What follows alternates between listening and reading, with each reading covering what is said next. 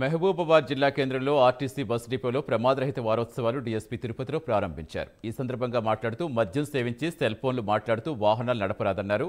అతివేగం నిర్లక్ష్యంతో వాహనాలు నడపడం ద్వారా రోడ్డు ప్రమాదాలు సంభవించి కుటుంబాలు పెద్ద దిక్కులు కోల్పోయి ఆర్థికంగా ఇబ్బందులు పడుతున్నారని ఆవేదన వ్యక్తం చేశారు.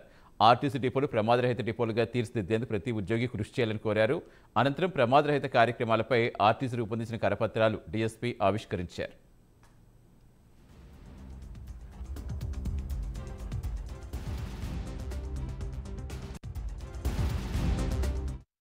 సేఫ్టీ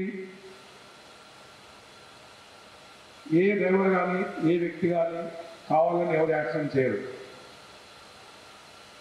అది అనేక కారణాల వల్ల ప్రమాదం జరగాల్సి ఉంటుంది.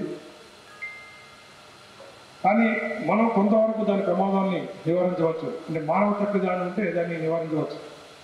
సాంకేతిక పరంగా మనం చేయలేం. మానవ తప్పిదాన్ని అంటే దాన్ని నివారించి ఒక యాక్సిడెంట్ని అరికట్టవచ్చు. యాక్సిడెంట్ జరుగుతుంది, లీగల్గా కేసు ఉంటుంది, కాంపన్సేషన్ ఉంటుంది, తర్వాత వివరాలు. కానీ కుటుంబ పెద్ద కానీ కుటుంబంలో ఎక్కువచ్చిన కొడుకు కానీ ప్రమాదం మరణించినప్పుడు ఆ కుటుంబం బాధ అనేది వర్ణాతీతం. మేము చాలాసార్లు చూసినాం ఆ సర్వీస్లో. కుటుంబ పెద్ద కానివ్వండి, ఎక్కువచ్చిన కొడుకు కానీ మరణించినప్పుడు, గాయపడ్డప్పుడు వాళ్ళు పడే బాధ వర్ణాతీతం.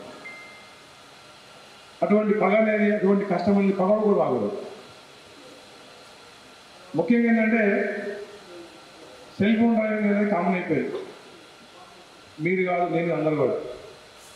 దయచేసి మ్యాక్సిమం సెల్ ఫోన్